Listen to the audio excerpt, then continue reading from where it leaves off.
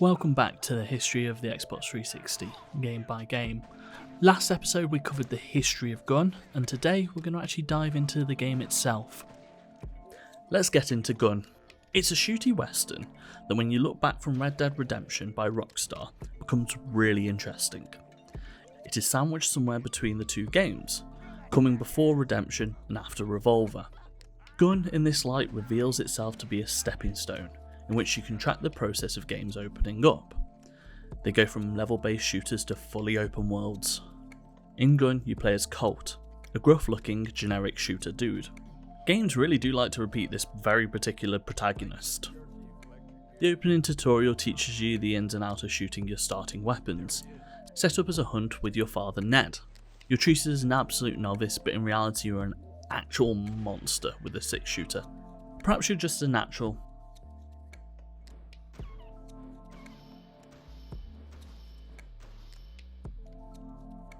From hunting you get furs that you sell on the fancy steamboat.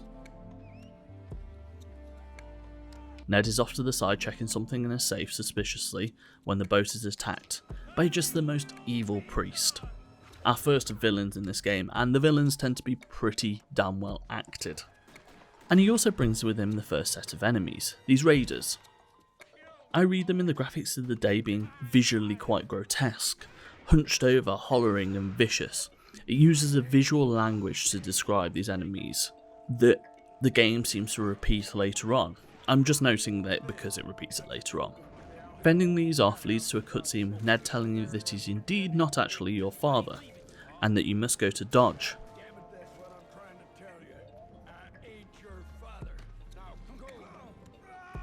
And then he dies.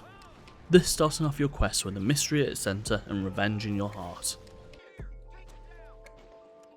The game is mostly about combat, which utilises a few different weapon types with different strengths and weaknesses. A pistol that you can quick draw, basically a Deadeye style slowdown that quickly becomes one of your strongest weapons and a way of reenacting the quick accurate shooting common in the genre. A shotgun for quick kills in close range, a bow for stealth and cultural appropriation, a medium range rifle, and a sniper rifle.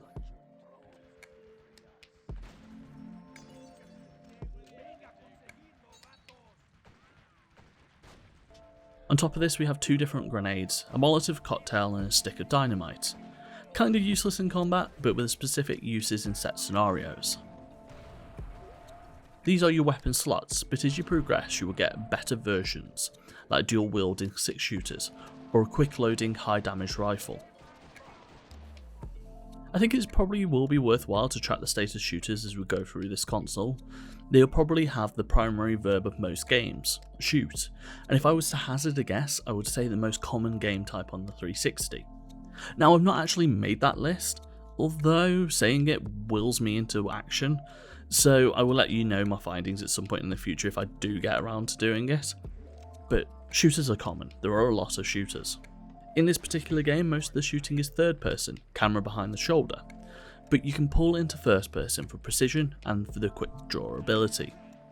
The blending of 2 styles seems to be more common back in this era, and is less done these days, and it comes from an era where the norms of shooters had not been established yet. It sounds really disconcerting, but it's actually quite functional. What isn't functional is the actual layout of the controller. It's almost like cutting into a tree and looking at the rings to try and date it. A quick look at a controller scheme for shooters lets you pretty much date them. Reload on this game is on the analog stick, as well as moving into first person. The triggers are shooting and grenades, shoulder button starts up quick draw. It feels really odd in playing, but this might be decades of shooters after this game ingrained in me, once the control scheme became more formalised from Call of Duty. So you get to the Alhambra in Dodge, a venue that seems to be the home to drinking, sex workers and poker, the very window dressings of Wild West tropes. I am going to end up summing up the story structure rather quickly, as I don't think there's too much there. It follows up a typical mystery in a lot of ways. You must go from area to area, from person to person, uncovering what is happening, each with its own globule of information for you to latch onto. The narrative arc at the core of it follows some grand treasure hunt, that although it is fun to move forward, it's actually kind of uninteresting when you go back and analyse it. But there are some stopping off points in this game that I feel much more telling about the game as a whole and where games are at this stage. So firstly, let's start with side missions. Getting to Dodge lets you pick up side missions. These are things like hunting specific animals, helping the law, or ferrying goods for a courier service.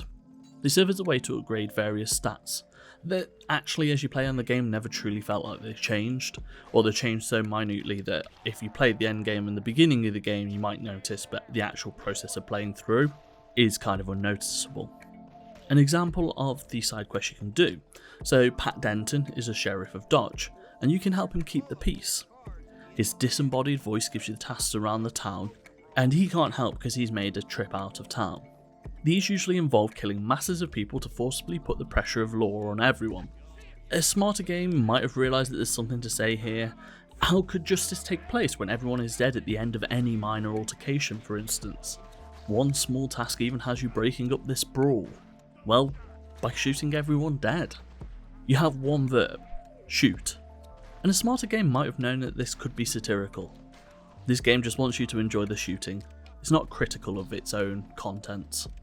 It fails to build out a set of activities or side activities that reinforce the main themes. Our next mission takes us travelling between Dodge and Empire. The bridge is currently out of commission and needs to be repaired, and it's going to be done by Chinese labourers. During actual Western times, Chinese labour was very contentious in this area of America. Condensing a whole history itself to a paragraph, it was cheap and allowed fast expansion of infrastructure across the area, and was initially drawn in by the gold rushes, but people resented it. It was quickly painted as the scapegoat du jour, with the Chinese Exclusion Act being the pinnacle of this. This was the first piece of legislation banning people from the USA by country of origin.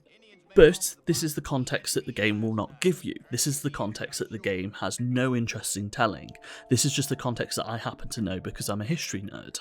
The game is so easily willing to use the ethnic trappings of its time, even with heavy stereotyping. In the game you brush past it. It's window dressing. Of course, because it's a shooter, all you can do to help these labourers is shoot, and you do that by protecting them, because the bridge is being attacked by Native Americans. You know, we talked about earlier about how the game models certain enemies to be villainous. It does it here again. They're hunched over, attacking viciously, relentlessly in their hundreds. Even with one section where they're throwing themselves at explosions with a lit torch to blow up the bridge. Of course, this brings suicide bombings to mind, that with a modern context, and especially the context of 2005, are an act which was very much in the Western psyche at the time, which when reproduced in a video game, signals to the player that the natives are the enemy. They are doing the bad thing from the news. But this tactic was historically not used, or it's not a well documented one anyway. It's divorced from any actual history, but the game ends up suggesting real people did it. Again, taking this weird merging of the historical with the modern to say something very specifically about what was going on in history that did just not happen. At this point, I want to go back to the opening cutscene as well. Just see how they are modelled again. The game actively paints them as the enemy, something to be feared, something demonic.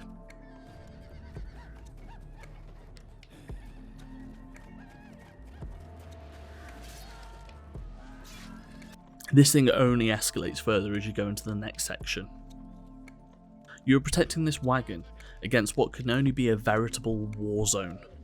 Instead of it just being like this series of ambushes by Native Americans, it's an ongoing singular fight. There are farmers being massacred, people running away, hordes of natives attacking, people being scalped, corpses desecrated.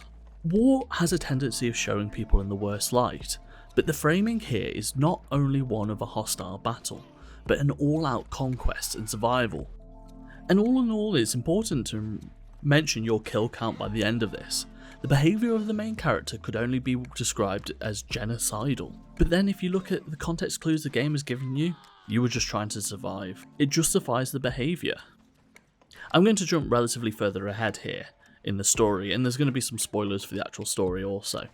But I don't think there is much more important to say about the actual story in a direct linear fashion. Instead, we can gain more by continuing this train of thought throughout. You know, I mentioned earlier that Ned is not your father? Well, it turns out you're actually from a native family.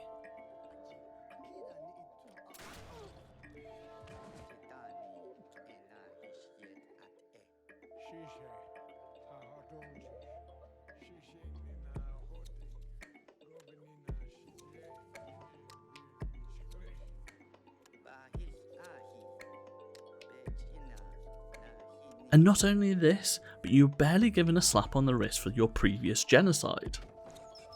At some stage, you stop a train from the end Big Bag Magruder and rescue a cart full of Native Americans who were sent off to be slaves in a mine. Just look at this scene.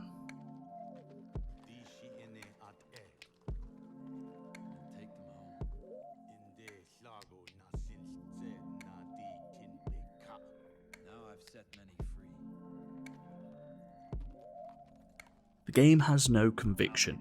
This whole group of people are used as plot devices. They're used as fictional setting. They serve as an evil enemy, the righteous friend, all when the story demands it. You have no sense of Colt having to live with his actions. He has balanced the moral scales. There is not a critical thought in this protagonist's head. And this is not even to say you can't do this sort of framing with a group of people. It's a common enough device in all sorts of media. In fact, the protagonist having revelations about groups of people can be kind of important. And it's not even to say that you couldn't use some warlike elements, some of the violence of the era. Just be sure you're not trying to retroactively justify colonialization. And when you combine this with other complicating factors, you get something that is crass, dehumanizing, and adds little to the story. And this for me makes it difficult to bring judgment on the rest of the story. These moments that we've just talked about reverberate through, the bridge assault, the war zone. They just detract almost completely from the rest. I mean, if we want to take a brief look at the actual story, it's basically an Indiana Jones film, it's an action film. It even does the thing with the light through the staff to show a location. But this of course falls flat. There are plenty of opportunities to think about, question, and delve deeper into the relationships and the characters at play. But the important part is the twist, the finding of the treasure, the displaying of these, albeit very good, bad guys. The larger-than-life acting within almost saves it. The bad guys are just incredible to watch. But actually looking in some depth makes it all crumble. The background twist ends up having no emotional stakes for anyone at play. It feels like the writers trying to congratulate themselves for balancing a moral checkbook more than anything else. There's one other little thing I want to point out, and that's the Hollywoodification, for want of a single word to describe this, that is happening in this game. We have standout actors, as you can see on the screen, a film director behind the script, and it's interesting because it can almost be read as this urge to self-justify in an already proven world of film, self-justify as a game that is, and it's a process that is not stopped today. And I would say one not even completely negative, but it's interesting to see this process in action here. So how do we bring this all together into conclusion? The use of tropes in this game are really interesting to me because they are just kind of set dressing and that's it. And this is one of the real traps of genre fiction, of it being a western. You start building up something out of the pieces that are already established, the pieces that are already known to the people playing the game, and it allows for this level of fluency from outsiders right away.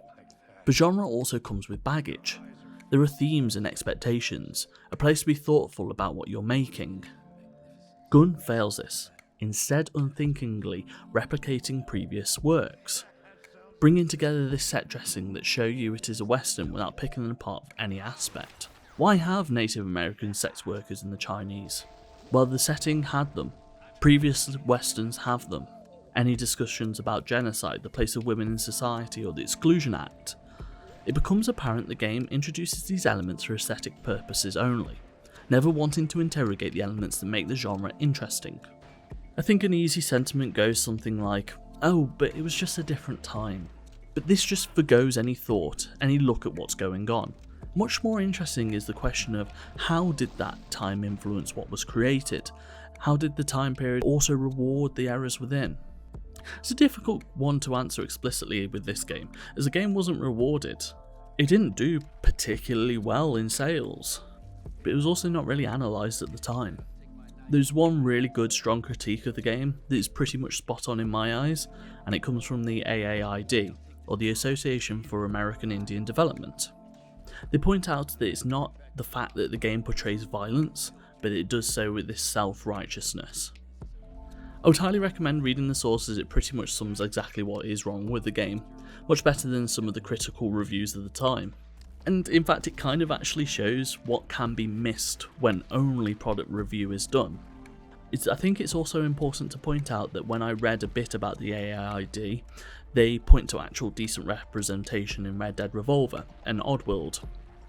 So I get the impression that they're not just about this moral crusade, but actually applying a critical thought to games and representation. Speaking of reviews, the game did just fine. 7-ish out of 10 mostly. I've seen some more up-to-date videos, some retrospectives calling it a massively underrated game. And taking gameplay and open world away from everything else, I can see why. It's a fun game to play. It's interesting in the perspective of having a world to explore, but it's hard to separate any of that away from the other aspects. It's a game with an odd legacy. It points to some of the most uncritical replication of action films without processing mechanics of play on top. It's the Uncharted problem. How do you have an action movie that needs to last 8 hours, where you need to be shooting most of the time? The main character just seems like a serial killer. But the open world is good, albeit a bit basic. It's functional. It's odd. In playing it as a historical artifact, I enjoyed the moment to moment of this game. In fact, when I started playing out the script, it was going to focus much more on the open world and the Red Dead aspect, but some of the thematic elements just proved too diabolical. I think it's important to see how worlds open up, how they are developed and created, how control schemes can help completely change the way you think about the shooters and how they actually play. Gun is messy. I hope that when we look back on the past of games we can tackle some of the missteps, learn from them to help produce better, more thoughtful and more engaging stories, as well as the mechanical elements that build towards this. Well, thank you if you managed to join me for my longest video. Thank you for watching, and if you want more history of Xbox, subscribe. I believe my plan is to do the other Neversoft game in the launch title next. Tony Hawk's. Look forward to it. Thank you for watching. My name's been Billy. Goodbye.